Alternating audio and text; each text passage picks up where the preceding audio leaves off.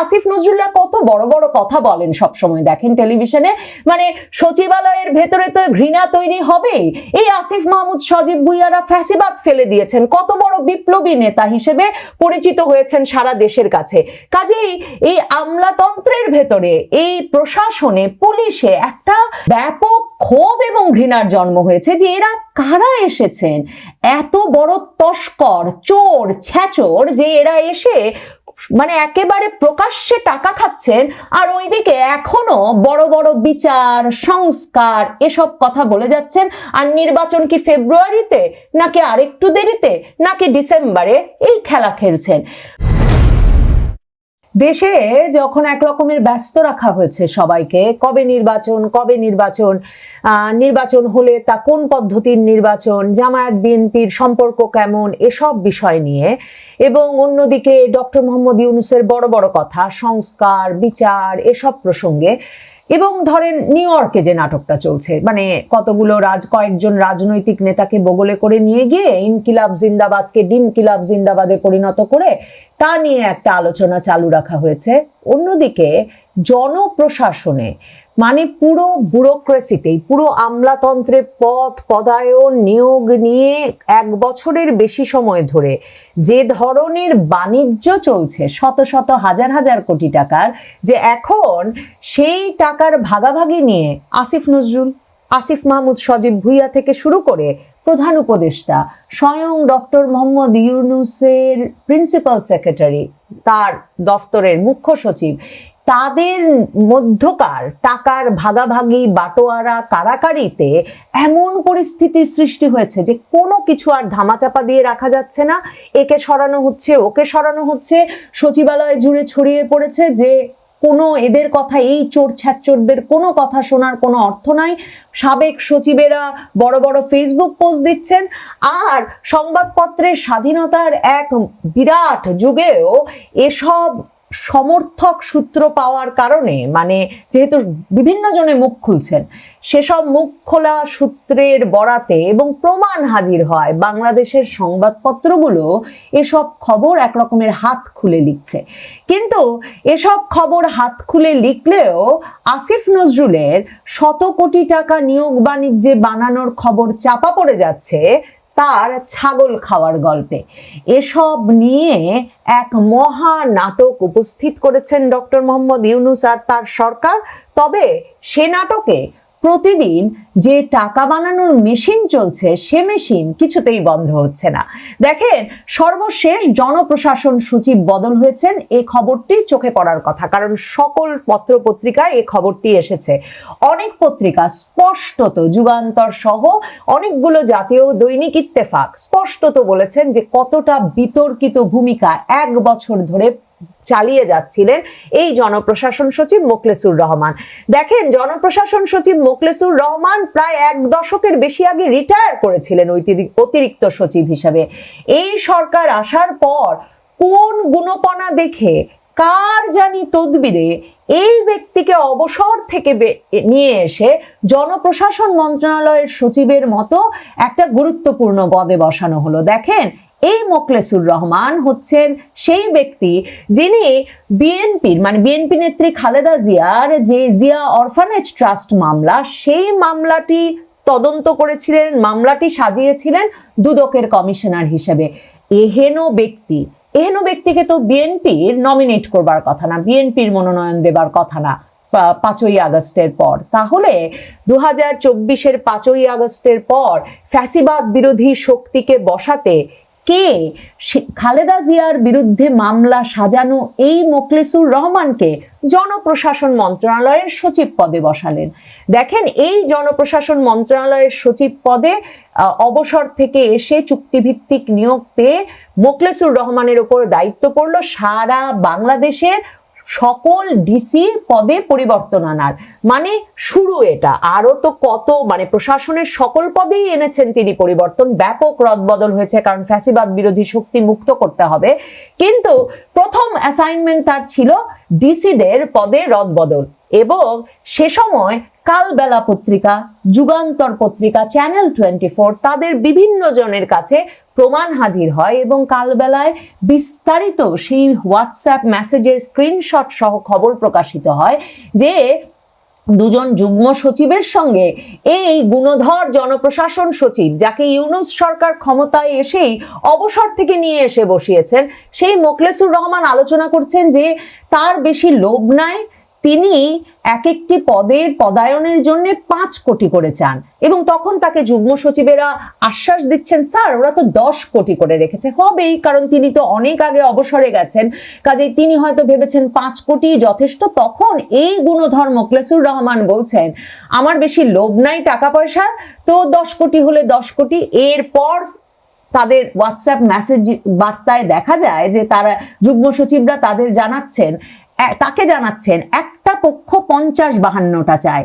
ভাবেন, আমাদের 64টা জেলা, 64 জন ডিসি পদে রদবদল হবে, একটি পক্ষই 50-52টা চায়, তারা 200 কোটি দেবে বলছে।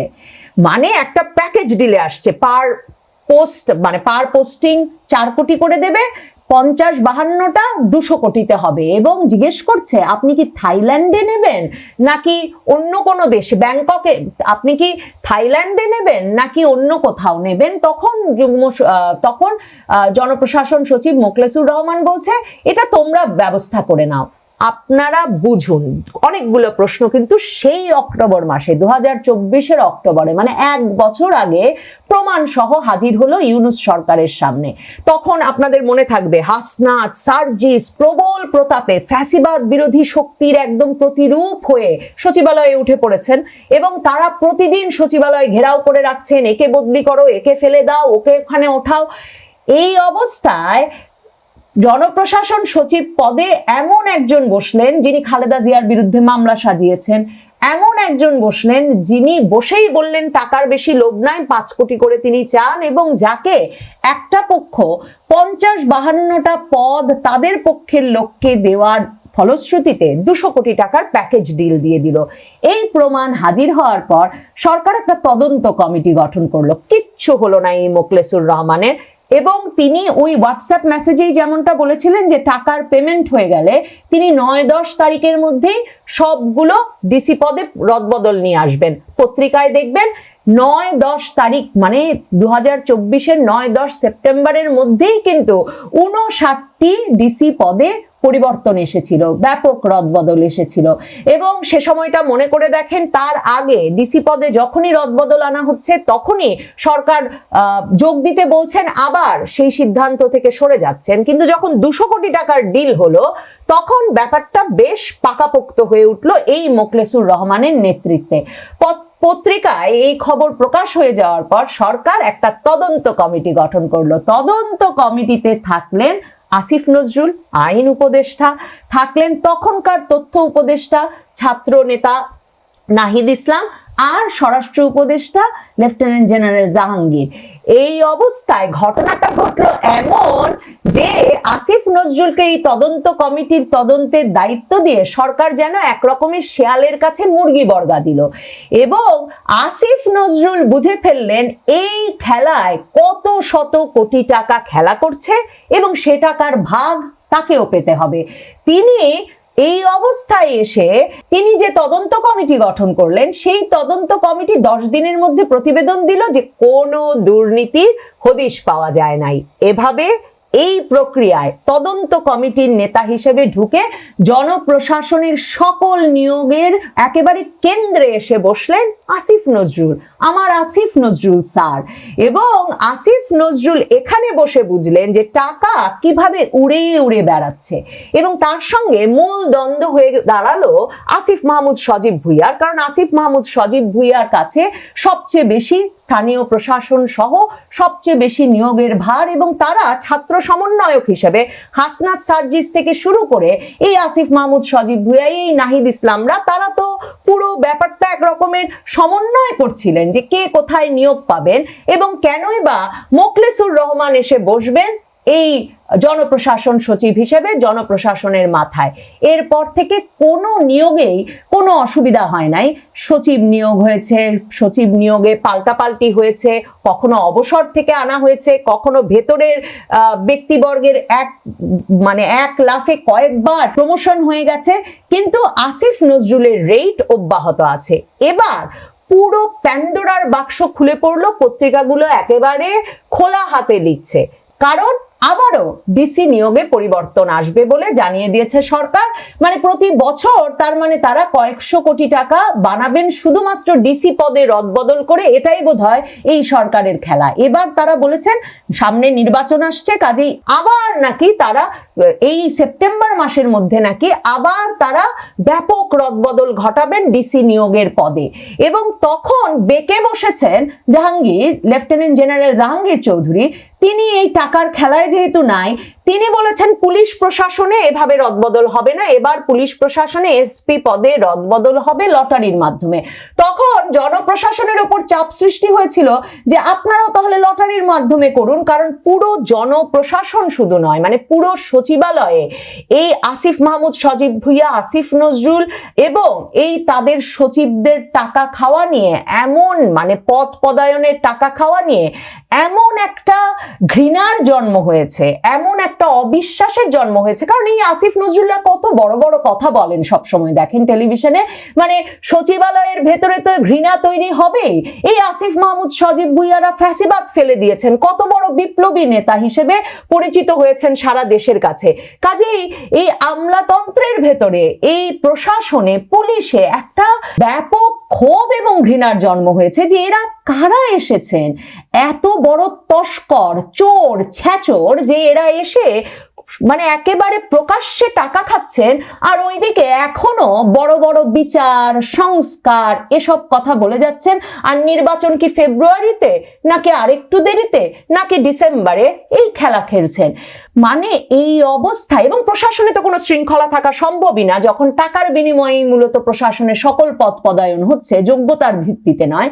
তখন জনপ্রশাসনে এই চাপ তৈরি হলো যে তারাও যাতে যোগ্য, মানে যারা এখন প্রমোশন পাওয়ার যোগ্য, তাদের লটারির মাধ্যমে যাতে এবারের নিয়োগটা হয়। জনপ্রশাসন সচিব মোখলেসুর রহমান বললেন প্রশ্নই ওঠে না, কারণ তাহলে তারা টাকা খাবেন কোথায়। এবং প্রথম যে বদলিটা তারা করতে গেলেন ডিসির, সেই বদলিটা করতে গিয়ে ধরা খেয়ে গেছেন একদম, কারণ আসিফ নজরুল ভাগ পেয়েছেন, আসিফ নজরুলের তদবিরে করেছেন, আসিফ মাহমুদ সজীব ভুইয়াকে ভাগও দেন নাই, আসিফ মাহমুদ সজীব ভুইয়ার তদবিরটাও শোনেন নাই। তারা জনপ্রশাসন সচিব মোখলেসুর রহমান আর আসিফ নজরুলের তদবিরে ঠিক করলেন নওগাঁর জেলা প্রশাসককে চট্টগ্রামে নিয়ে আসবেন, এবং নওগাঁর জেলা প্রশাসককে চট্টগ্রামে নিয়ে আসার বিনিময়ে 22 কোটি টাকার একটা ডিল হলো। মানে টাকার পরিমাণটা কত বেড়েছে ভাবেন। তিনি একদম আপফ্রন্ট সচিব মানে ডিসি পদে নিয়োগ পেতে সেই নওগাঁর জেলা প্রশাসক আপফ্রন্ট 6 কোটি টাকা পরিশোধ করেছেন, 4 কোটি নিয়েছেন আসিফ নজরুল, 2 কোটি টাকা আপাতত নিয়েছেন জনপ্রশাসনের সিনিয়র সচিব মোখলেসুর রহমান, আর 16 কোটি টাকা ওই ব্যক্তি বলেছেন যে কাজ করে উঠিয়ে দেবেন। কারণ ভাবেন গত আগস্টে তো একবার 4-5 কোটি টাকা দিয়ে তাকে নওগাঁর নিয়োগটা পেতে হয়েছিল। কাজে এবার চট্টগ্রামে এখন বাকি 16 কোটি টাকা কাজ করে উঠিয়ে দেবেন বলেছেন আসিফ মাহমুদ সজীব ভুইয়া এই বদলির বিপক্ষে। কাজে একদিকে তিনি চট্টগ্রামের জেলা প্রশাসক হিসেবে যিনি এতদিন দায়িত্ব পালন করছিলেন ফরিদা খানম, সেই ফরিদা খানমকে কেন বদলি করা হলো তার প্রতিবাদে তারা ওখানে বৈষম্য বিরোধী ছাত্র আন্দোলনের ছাত্রদেরকে লাগিয়ে দিয়েছেন। তারা ব্যানার নিয়ে সারাদিন রাত ফরিদা খানমের বদলি মানি না বলে যাচ্ছেন। পত্রিকায় খবর আছে সেই গুণধর ফরিদা খানমও কিন্তু চট্টগ্রামে পোস্টিং পাওয়ার পর, কারণ তিনিও তো আগস্টে 4 কোটি 5 কোটি টাকা খরচ করে চট্টগ্রামে গেছেন ভাই। কাজেই ফরিদা খানম চট্টগ্রামে গিয়ে ইচ্ছা মতো সরকারি জমি একে ওকে বরাদ্দ দিচ্ছেন, ব্যাপক বাণিজ্য করছেন, দুর্নীতি করছেন, ঘুষ বাণিজ্য চলছে, পাহাড় বাণিজ্য চলছে। তার এসব নানা রকম সংরক্ষিত এলাকা বিভিন্ন জনের হাতে তুলে দিচ্ছেন, এসব নানা খবর আছে পত্রিকায়। কারণ তাকেও তো টাকা তুলতে হবে, তাকে তার পরবর্তী পোস্টিং এরও ব্যবস্থা করতে হবে। সেই ফরিদা খানমকে বাঁচানোর জন্য এখন আসিফ মাহমুদ সজীব ভুইয়া তার বৈষম্য বিরোধী ছাত্র আন্দোলনের শুধু তাদেরকে খাড়া করে দিয়েছেন তাই নয়, তিনি গিয়ে অভিযোগ করেছেন প্রধান উপদেষ্টাকে যে তাদেরকে ভাগ না দিয়ে কিভাবে আসিফ নজরুল একা টাকা খেয়ে চট্টগ্রামের ডিসিতে পদে পরিবর্তন এনে ফেললেন। এবং ডক্টর মোহাম্মদ ইউনূস তখন ক্ষেপে উঠেছেন দুটো কারণে। এক, কিভাবে চট্টগ্রামের মতো জায়গায় তার যে সমন্বয়কারী, তার যে নিয়োগকর্তারা, যাদের কাছ থেকে তার লাভের ভাগ আসে, তাদেরকে না দিয়ে আসিফ নজরুল একা খেলেন কেন। কাজেই সাথে সাথে জনপ্রশাসনের সিনিয়র সচিব মোখলেসুর রহমানকে অবশেষে বাদ দেওয়া হয়েছে, কারণ চট্টগ্রামে পুরো ব্যবসাটা, এই মানে ডক্টর ইউনূসের নিয়োগকর্তাদের পুরো ব্যবসাটা আসলে দেখেন আরেক সমন্বয়কারী তালাত মাহমুদ রাফি। যেই তালাত মাহমুদ রাফির ব্যাংক অ্যাকাউন্টে 32 কোটি টাকা কয়েকদিনের মধ্যে লেনদেন হয়েছিল, এমন খবর পত্রিকায় প্রকাশের পর হাসনাত সার্জিস আঙুল তুলে এমন ধমক দিয়েছিলেন যে সে কথা তখন ধামাচাপা পড়েছিল। তো সেই তালাত মাহমুদ রাফি, যিনি নাকি চট্টগ্রাম বিশ্ববিদ্যালয়ের নাট্যকলা বিভাগের শিক্ষার্থী, কিন্তু তিনিই কিন্তু পুরো চট্টগ্রামের পথ পদায়ন এসব নিশ্চিত করেন, চট্টগ্রাম বন্দরটাও তার নিয়ন্ত্রণে আছে। তো সেই গুণধর রাফিও ভীষণ চেতে গেছেন, ডক্টর মোহাম্মদ ইউনূস চেতেছেন, কারণ ডক্টর মোহাম্মদ ইউনূস কোথায় কোন নিয়োগ হয় এটা দেখতে কিন্তু আরেকটা কমিটি করে দিয়েছিলেন, যেখানে সকলে তার যারা ঘনিষ্ঠ তারা সবাই সমান সমান ভাগ করে নিতে পারবেন এবং তিনি প্রধান উপদেষ্টার দফতরে বসে এর পুরো খবরাখবরও পাবেন, হয়তো ভাগও পাবেন।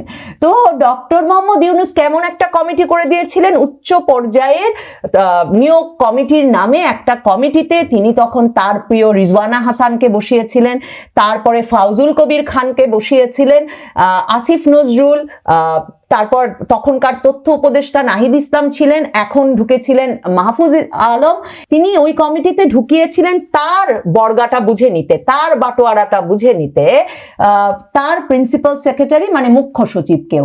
এই চট্টগ্রাম নিয়োগের খবর কেন তার কাছে পর্যন্ত পৌঁছলো না? কি করে আসিফ নজরুল একা 22 কোটি টাকার একটা ডিল করে ফেললেন এবং নিয়োগটাও করিয়ে ফেললেন? এই কথায় এমন খেপেছেন ডক্টর ইউনূস, জনপ্রশাসন সচিবকে শুধু সরতে হয়েছে তাই নয়, সরে যেতে হয়েছে এমনকি ওই কমিটি থেকে তার মুখ্য সচিবকেও।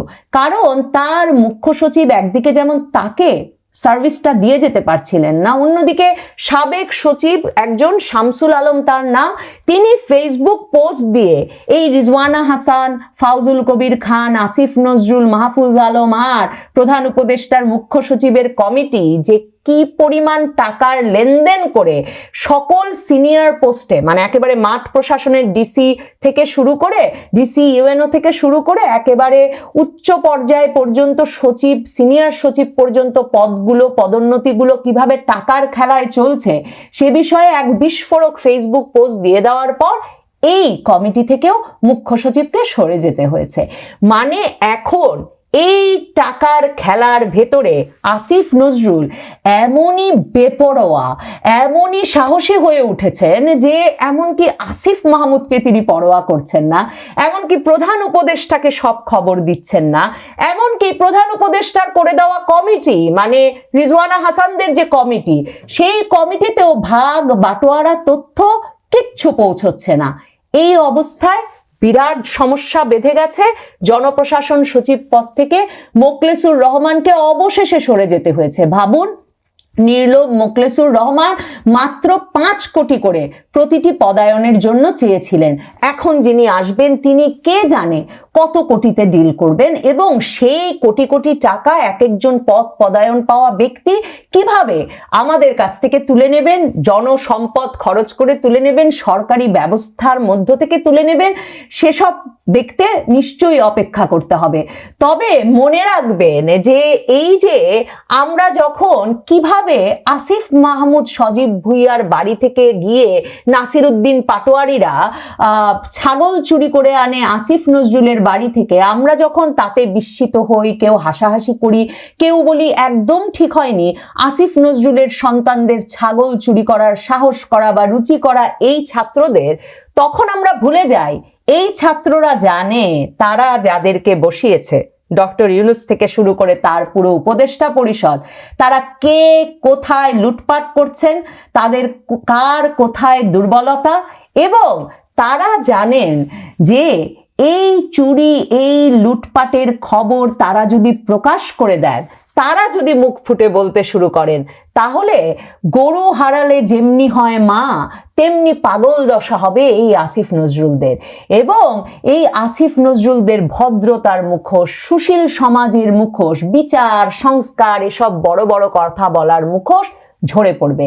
তাদের কলিগদের মধ্য থেকেই, সহকর্মীদের মধ্য থেকেই এখন তীব্র প্রতিবাদ এবং দুর্নীতির সরাসরি ইঙ্গিত আসছে। ব্রিগেডিয়ার সাখাওয়াত এবং উপদেষ্টা ফরিদা আক্তার এবং উপদেষ্টা শারমিন মুর্শিদ, এই তিনজন পরপর তাদের মন্ত্রণালয়ে যেই সচিবদের নিয়োগ দেওয়া হয়েছে, সেই সচিবদের তারা মন্ত্রণালয়ে বসতে দেন নাই, মন্ত্রণালয়ে কাজ শুরু করতে দেন নাই। তারা প্রত্যেকে তাদের মন্ত্রণালয়ে যেই সচিবদের নিয়োগ দেওয়া হয়েছিল তাদের যোগ্যতা নিয়ে প্রশ্ন তুলেছেন। কিভাবে তারা এত দ্রুত পদোন্নতি পেয়ে এই গত 1 বছরে এই মন্ত্রণালয়ের সচিব হয়ে যাওয়ার অবস্থায় এলেন তা নিয়ে সন্দেহ প্রকাশ করেছেন। এবং তারা সেই সন্দেহের কথা, সেই ক্ষোভের কথা কিন্তু প্রকাশ্যে সংবাদ মাধ্যমকেও বলেছেন। কাজেই ডক্টর ইউনূস যে টাকার খেলা তৈরি করেছেন পদ পদায়নের ক্ষেত্রে, সেই খেলায় যে বিরাট দুর্নীতির চক্র গড়ে উঠেছে, তার বিশ্বস্ত লোকেরাই এখন আর সেটা গোপন রাখতে চাইছেন না। আর অন্যদিকে একবার ভাবুন তো, গত বছর অক্টোবরে ডিসি নিয়োগে কোন পক্ষ 50-52টি পদ নিল 200 কোটি টাকার বিনিময়ে? বিএনপি সত্যি খালেদা জিয়ার অরফানেজ ট্রাস্ট মামলা সাজানো মোখলেসুর রহমানের সঙ্গে 200 কোটি টাকার ডিল করবে?